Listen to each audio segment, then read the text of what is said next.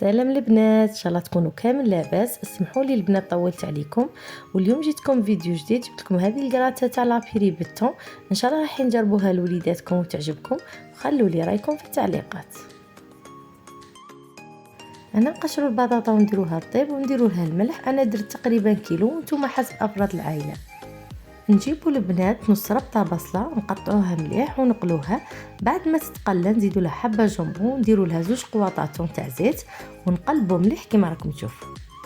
بعدها البنات نجيبوا مقرف صغيره طماطش قوطي ونحركوها بهذه الطريقه ونخلطوه ونخلوه يتقلى مليح. كي نقلوه نجيبوا واحده فرماج شاف ونخلطوه حتى يدخل هذاك الفرماج لداخل.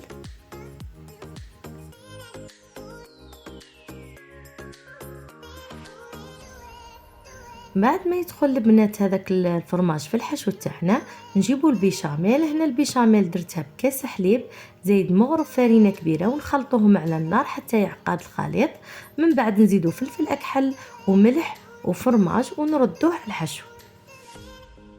هذا الحشو اللي تحصلنا عليه نزيدوا له شويه فلفل اكحل ونخلطوه ونحطوه على جهه. هنا البنات بعد ما طيب البطاطا نمرسوها ونزيدوا لها شويه زبده ونزيدوا لها واحده فرماج شاف ونعاودوا نخلطوهم مع بعض كما راكم تشوفوا.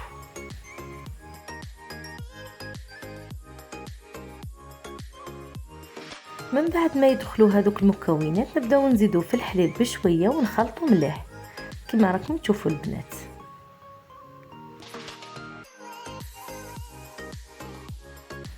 بعد ما نكملوا البنات نجيبوا بلا تاع فور ندهنوه بالزبده ونديروا الطبقه الاولى من البطاطا ونسووا الوجه مليح كما راكم تشوفوا.